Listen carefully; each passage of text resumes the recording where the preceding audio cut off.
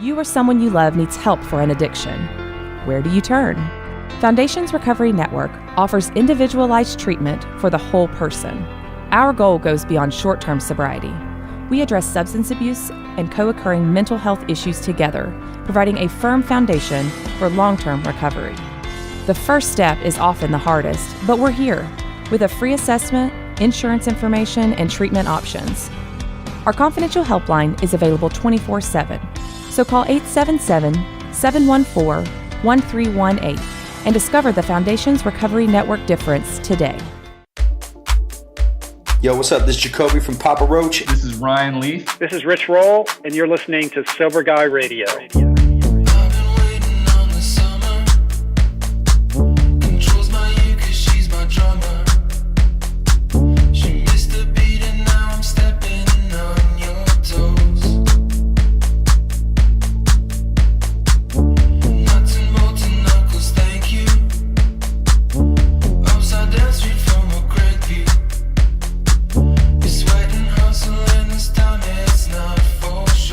What's up? Thank you for tuning in today. Thanks to Humans for bringing us in. Thanks to you for supporting the show. Damn, that shit's smooth.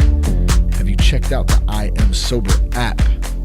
If not, you can go to thatsoberguy.com right now and download it there for free. I Am Sober is helping thousands of people just like you get sober and stay sober. And best of all, like I said, the app is free. You can get an overview of your sobriety milestones. You can see how much money you've saved by not blowing it all on booze, drugs. You can also get daily notifications to help keep you on track and keep you headed in the right direction. And then also there's a new feature that the team just rolled out. It's an update called Daily Pledges. And what it is, it's a way for you to take things one day at a time so you can wake up in the morning, you can make your daily pledge to stay sober, and then after that you'll get your daily motivation. You can then track these on a calendar, and you can see how many times you've done this and keep up to date on it. And it's really a cool way to stay engaged and to hold your ass accountable. Everybody say that with me. Accountable. Let's try it one more time. Really say it. 1, 2, 3. Accountable. A super important word. You can get the I Am Sober app at the App Store, iTunes App Store, the Google Play Store. You can go to iamsoberapp.com, or you can also go to thatsoberguy.com, and there's some links over on the right-hand side of the website, and you can click on any of those links there to download the app for free. So download the I Am Sober app today.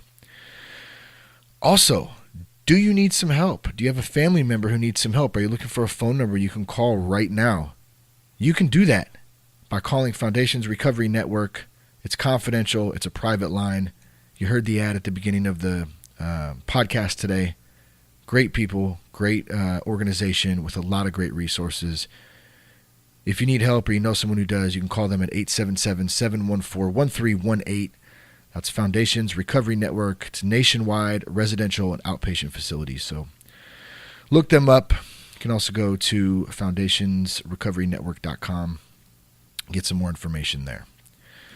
How's everybody doing? It's a new year today. It's 2018. Isn't that exciting? Are you excited about that? Or are you like, fucking another new year or whatever? But I would encourage you to not be like that, man. It's about us. It's about how I perceive, how I envision, how I set myself up for success on this year. What's that going to be like for you? Made any goals? Did you hear the toilet just flush?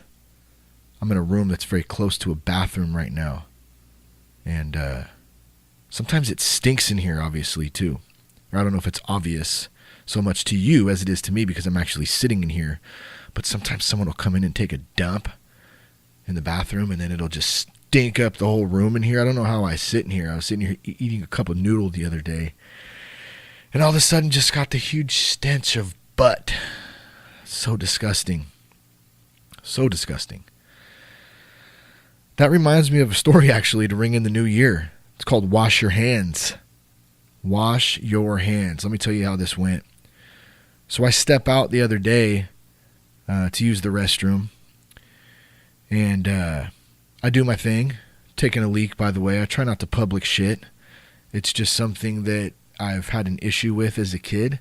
So I don't care how far away from home I am, unless it is an absolute dire emergency and I'm about to shit my pants, I'm going home. I want a good old classic, comfortable dump in the courtesy of my own home. Plain and simple. There's nothing wrong with that. And it's the way it is. So anyways, I go into the bathroom, take a leak. I'm washing my hands, and I hear, I noticed, and it's so weird. Every time I go in this particular bathroom, there's somebody in there public shitting, taking a dump, right? And I don't know why that bothers me. I know it's kind of funny. At least I think it's kind of funny that's so irritating, because it is a public bathroom, and what do you do in a public bathroom? You shit and you pee and you wash your hands, I guess, and whatever you do in a men's room, that's what you do. But every single time I go in there to take a leak, there's someone taking a dump, and it's annoying to me. And it's been one of those things, I walk in and I go, oh, here we go again. And so I got to check myself and say, hey, we're in a public bathroom. It's not all about, this isn't my bathroom. So someone's in there. Great. Fantastic. I know everyone out there is going, what the hell is this dude talking about right now? Especially if you're listening the first time. But, I got to speak truth and be real. And this is a raw show. And that's kind of what I do. So I'm not going to apologize for it right now. No, I'm not. I'm going to keep going. So, and I know some of you want to hear this weird ass shit too. So, thank you for that. I see the guy in there, right? And you ever recognize the shoes? A shout out to my homie Rick, just in case he listens to this. This actually, I posted this on a thread on the Facebook, on my Facebook too. So you can see the picture of the bathroom and the little post I put there about this incident too. But my homie Rick on there, he said, he was telling a story of, one time he was in a round table bathroom, and he noticed the guy's shoes underneath. You ever do that? You look for the shoes. What kind of shoes is this person wearing? That way you can recognize them when you walk through the office or through the restaurant or, wherever it is. You want to see, oh, that's that motherfucker that was stinking it up in there. He was wearing the Jordans in there. He was wearing the Bass loafers. Whatever he was going on, he was barefoot. You never know. Some dudes are barefoot in public restrooms, and that's absolutely disgusting. A whole nother story in itself. But Rick told a quick story about how he had noticed the guy's shoes, and noticed that the guy came out. Well, I don't want to ruin the story, actually, here, my own story, because this is similar to that. So we'll get back to that in just a minute. But so let me get back to myself. I take a leak. I'm washing my hands. I see the dude who's just public shitting in the stall, right? I see him come out, and he comes next to me, and he literally splashes. I mean, I'm not even talking dunk your hands under the water. And mind you, this dude just took a nasty ass shit. It was pretty gross. Like the whole place he blew it up. And he throws his hands not even under the water all the way. He basically just sprinkles some water on his hands and turns the thing off, and he's whistling. He's super happy, right? He's whistling. Just got his dump off. Great. Phenomenal day for this guy, apparently. Just amazing. He grabs the towels, or the paper towels. He wipes them off, and he walks out the door. And I go, are you kidding me right now? This dude just took a massive dump, and he's going to go, touch a bunch of shit after he didn't wash his hands. That's so disgusting to me. Now, for you out there who don't wash your hands, I apologize. But you need to wash your damn hands. Actually, you know what? I take that back. I'm going to take back my apology right now. I do not apologize. Wash your hands. Okay? I don't want to tell anybody what to do. That should just be common sense, though. You just got to wash your hands after that, especially wiping your ass. Come on. I think I put on the Facebook post, wiping your culo. You're so cool, I'm going to call you culo. Anybody remember that from American Me? Shout out to my homie Berto. Posted that one to him too. But in any case, that's what happened yesterday. And you're probably wondering, how in the hell does that relate to recovery? And I'll tell you in just a minute. But first, let me finish Rick's story real quick. He told me he's seen the dude come out of the round table, out of the bathroom after blowing it up and not washing his hands. And dude was just sloppy. into some thick crust, saucy ass round table pizza, just mowing away on it after he just took a massive public shit and didn't wash his hands. Are you kidding me? I think I followed up with something like he may have went and got a bag of Cheetos and just gone to town after those, because that's just sick. Just sick. So for those of you who haven't turned this episode off yet, which how can I blame you? But how can I blame you for staying either? This is an interesting topic that you don't get to hear about every day. And you hear about things like this on Sober Guy Radio, and that's why people love the show, because we talk about some weird shit sometimes. How does it relate to recovery? You can't just throw a little bit of water on your hands and expect them to be clean and expect to go about your day and have a nice cleanly day with cleanly hands and cleanly everything. You can't do that in your recovery either. You can't just do a half-assed job of trying to stay sober without being in community, without having a sponsor, without helping others, okay, without finding some purpose. You know, you gotta go through the full wash. You gotta go through it. You gotta scrub a little bit. You gotta clean it up a little bit. It's imperative. We got to dive in head first, and you got to get after it if you want to stay sober and keep on a good track, keep on a good path. Now, we're moving into a new year this year. Okay, this is the first episode of the 2018 year, and I want to ask you, how do you stay sober? What are some things that you do to stay sober? And I'd like you to think about that. Even make a list if you want, if that helps you to write some of those things out. And I bring this up because I've been in quite a few meetings this week, and that was one of the topics. And I love it because it's so simple, or at least the question is simple. Okay, the question is simple, and how do you stay sober? And so I want to share with you a few things I do to stay sober, and I hope that it encourages you to kind of have your own plan, and not just have your plan, because I know a lot of you guys listen out there probably do have a plan. Some of you might not, and hopefully this helps. But for those that do, you know, this actually forced me to think about, because a lot of us do it subconsciously. It's because it's what we do. Like, it's not, I don't wake up every day, at least at this point in my recovery, and have to focus on how am I going to stay sober today? Because it's a lifestyle for me now. Does that make sense? I'm asking you like you can reply to me, but it's a good thing to ask, because there's some weird psychological trigger in your brain when I ask a question afterwards. I don't know. It's some shit I learned one time. Who knows if it's even true? I don't know. I'm not that smart. But I hope that makes sense to you. You know, it's a lifestyle for me, so I don't have to do that. But what it did by asking this question in the meeting is it did make me consciously think about it. Well, what are the things that I do to stay sober, and not just stay sober? Something I've been talking about a lot lately and really thinking about a lot. Not just stay sober. The programs, 12-step programs, community, trying to give up alcohol, drugs. It's so much more about me and about me being able to deal with life than it is about my drinking and drug use. I mean, and I'm not saying that to lessen my drinking and drug use days at all. It was definitely an issue, but it's so much more the programs, you know, and work in recovery is about finding out about self, about finding out about me.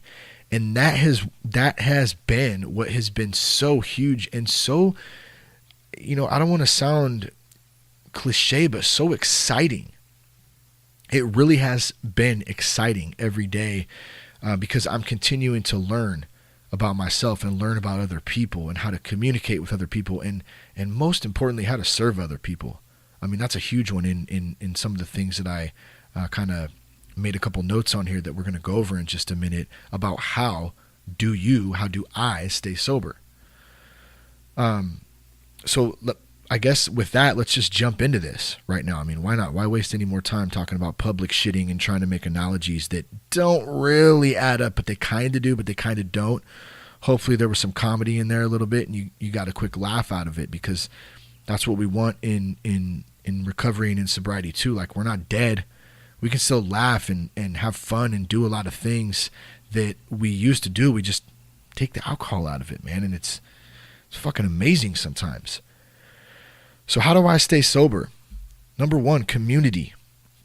I actually didn't number these out, but they're in a certain order. So we'll call it number one, community. And with community comes meetings.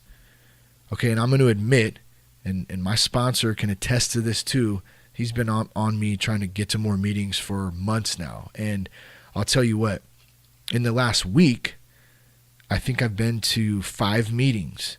And there's a certain reason for that, which we'll get into in a minute. But man, it's funny how when you start getting dialed in, how much more dialed in you get. Does that make sense? It's funny how when you get dialed in, I'm asking myself that, by the way. It's funny how when you get dialed in, you get more dialed in. Yeah, I guess it does. And my sponsor's been on me about that, about trying to get to more meetings and being community. And part of it for me is I am in a lot of community through church, through Celebrate Recovery, through the podcast. I'm constantly working with people and talking to people and talking recovery and stuff. So I'm definitely plugged in. Every day I'm doing something in recovery, which is phenomenal for my own recovery, and hopefully it's serving a purpose for a program or for others or for whatever that is. But I'm learning that it's less about me and it's more about the program, if that makes sense. And I think that has just, and I don't at all have it all figured out, so I'm not trying to sound like I do, but I am learning that it's less about me. It's more about the program. It's more about service. It's more about me serving. And in the meantime, I'm definitely staying dialed in and working on my own stuff. But, once I kind of started making that connection, this whole process and this whole lifestyle has just, it really is exciting. Like I said before, it really is, because there's something new every day, either talking to somebody new or learning something new. I think I heard as men, I can't remember where I heard this at or where I read it at, but as men, when we get to be adult males, and this may be true for women too, but I'm not a woman, I'm a man. So I can just speak for the dudes out there and for myself, actually. I can actually only speak for myself. I know for me, as I got to a certain age, I felt like I should have everything figured out. And that was like, we all think we know everything when we're in our, late teens, early 20s, of course. We're know-it-all little assholes who, think we got the world in the palm of our hands when really we don't know jack shit. And I didn't know anything, but I thought I knew everything. And what happened to me is that at a point, I think I stopped enjoying learning other things because I thought I needed to have everything figured out. And if I didn't know something, I just wrote it off as being stupid, or I didn't need to know it anyways because I was scared. So a lot of this came out of fear. I was very fearful of looking stupid and having to learn something new.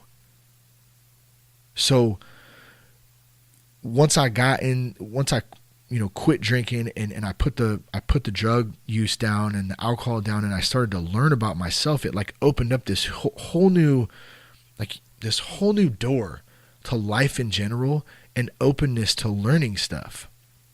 And that in itself has been huge. We shouldn't stop learning just because we become adults. Like, think about a kid. Like, a kid is constantly learning stuff. They're constantly opening themselves up to learn something new because they don't care if they suck at it at first. They'll just get better at it. And a lot of people who find enjoyment in doing things, whether they suck at it at the beginning or not, it's something that they're probably pretty passionate about if they end up, going after it and going for it and investing some time into it.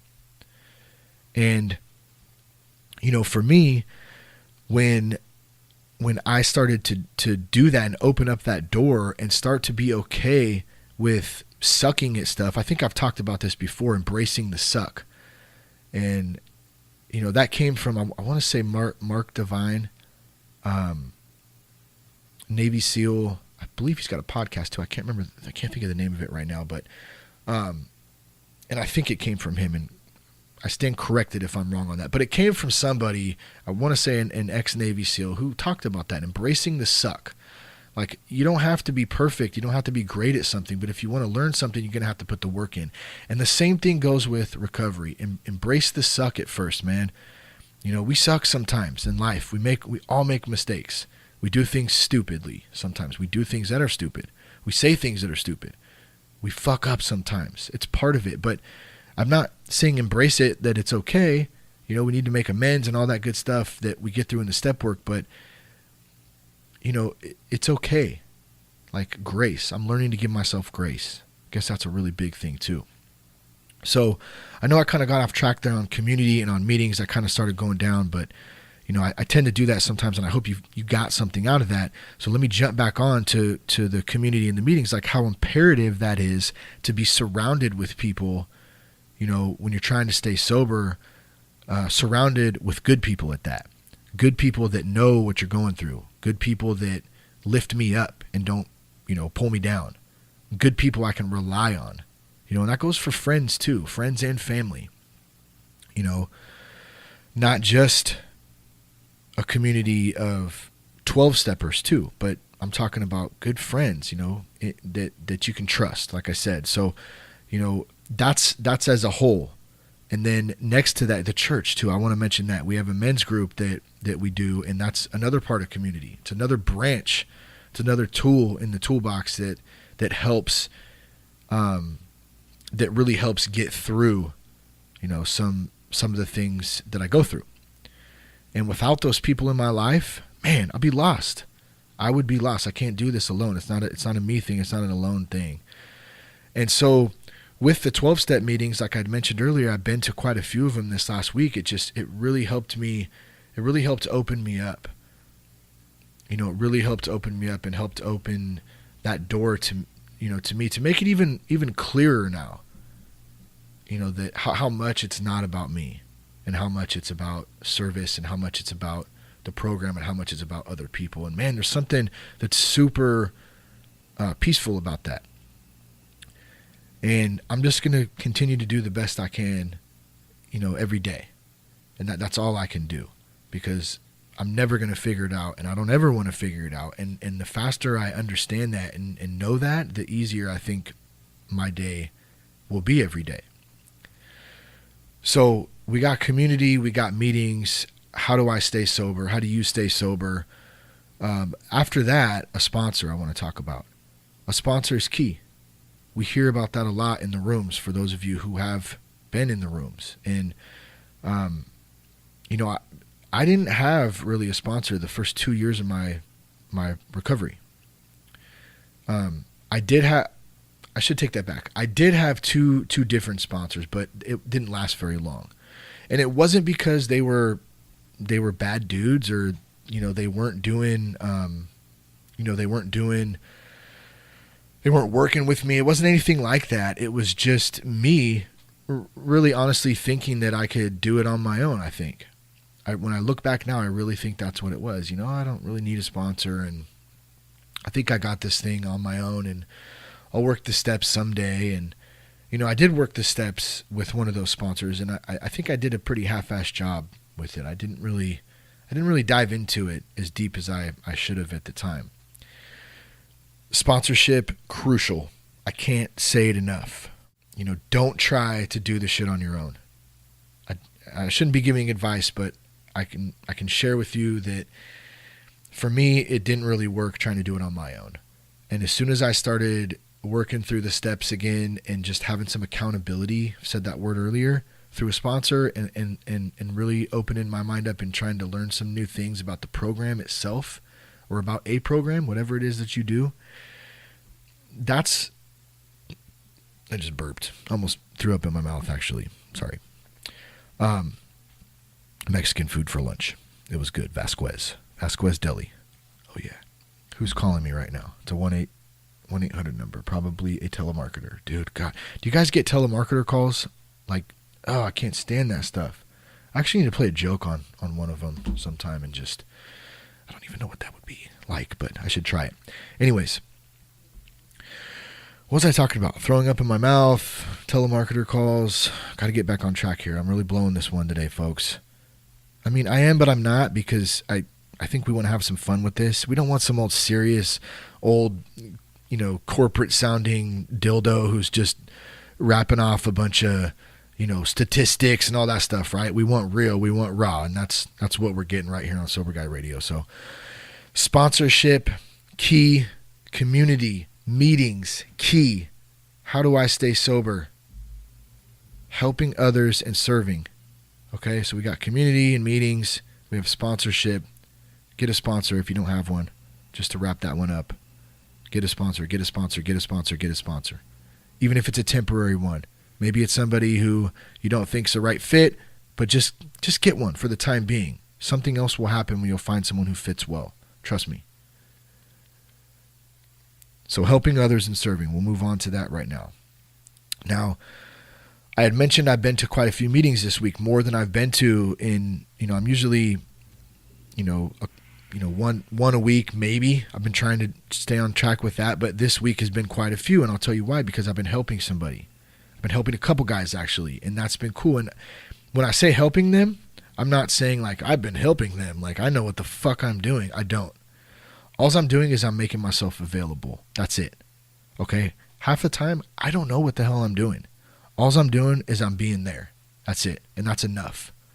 That is enough. At least at the beginning, man. Just be there. Just opening up and opening myself up and trying to make myself available for God to use me, if that makes sense. And I want to thank actually my sponsor for kind of showing me that, because he's the one who's, I think, kind of led me to be able to see that, or at least to acknowledge it and start to work on it. So it's something I'm constantly working on. But, in serving and in trying to make myself available for other people, it's helped drive me to more meetings this week, which has been great.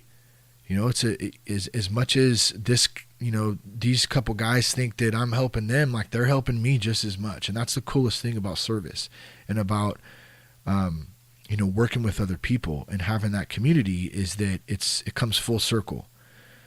When we serve, we get out of our own head. When I serve, when I help somebody else, I get out of my own head. And that is 100% on point. I've experienced it many times, and it works.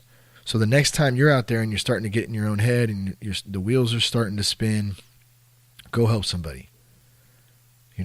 Find somebody to help, find somebody to talk to. I guarantee you it'll take you out of your own head. That's been huge. So let's do a quick recap real quick. How do you stay sober? Very brief. How do I stay sober? How do you stay sober? I'm going to tell you how I stay sober.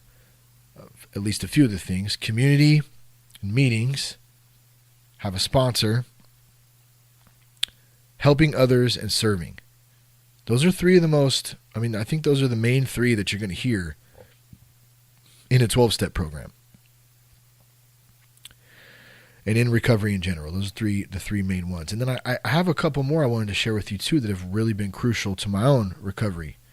And the first one is finding a purpose, finding something that I like to do. That is how this podcast got started for me. I love media. I'm a musician. I love playing guitar. I love singing. I love writing. I've always been into that. I have a lot of, time invested into it. And so for me, the idea came to start a podcast. I could talk about my recovery, and it was media-based, recording and all that kind of stuff. And so it was like this hobby. And once I get fixated on something I'm passionate about, I do not stop. And so that is how Sober Guy has really, was really born, and how it's continued to evolve, because I'm very passionate about it. And it's something that I love to do. Now, I'm not telling you to go out and start a podcast. Or if that's something you're interested in, go out and start a podcast. But what I'm saying is, once I found something that I really wanted to go after, it was a great supplement to, all the time that I spent wasted away partying and doing other dumb stuff. Now I was putting my time, my effort, my passion into something positive.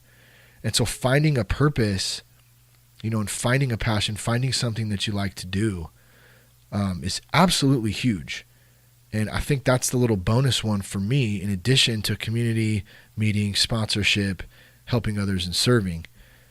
I think that the purpose and the passion is instrumental, at least for me, in my success in being able to, start to change my lifestyle. So I hope some of those things help you, and I hope that they make sense to you. I know two things, and that's for sure, is that if I do this one day at a time, it's a hell of a lot easier. And if I pray and I open myself up to God, it's full peace and full joy when I can do that. And who told me recently, maybe it was Pastor Dave, I can't remember exactly, somebody said the difference between joy and happiness.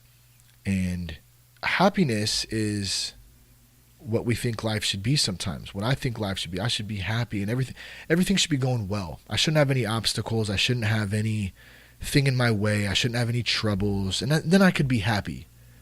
That's not what happiness is. Or maybe that is what happiness is, but that's not what joy is. It was explained to me that joy, pure joy, is being in a relationship with God or a higher power, whatever that looks like to you, being in that relationship and being so faithful to it that you can still experience joy through times of hardship. That's what it's about to me, at least, because life is life, and it's going to throw some shit at us sometimes. And I don't know what's in store for tomorrow, but I only pray that I'm locked in enough with God to where I can deal with it, and I can still experience joy through some difficult times, somehow, some way, and not have to turn back to that old lifestyle, that old Shane, because I have the tools today to deal with it. And how do I do that? I do that, one more time, how do I stay sober? How do I do that? I do it through community, meetings, sponsorship, helping others or serving, finding a purpose, and finding something I'm passionate about. I hope that helps you today. Happy New Year to you. It's 2018. Set some goals. I'm going to do the same thing. Please leave us some feedback. I feel like we haven't had any feedback in a while. If you go to iTunes and leave us a review on there, would greatly appreciate that. You can go to www.thatsoberguy.com. You can help support us by donating to the show. You can leave us a review like I mentioned on iTunes. You can leave us a comment. I'd love to hear any feedback. I'd love to hear what you guys are up to. If you need help with anything, feel free to leave us a message. You can also call Foundations Recovery Network at 877-714-1318. Check out Sober Nation, another great organization, and that'll be in the show notes, the link there. I believe it's www.sobernation.com. I Am Sober app. Check those guys out too. That's a free download there. Amazing app to keep you on track. I love you guys. Super stoked to be serving.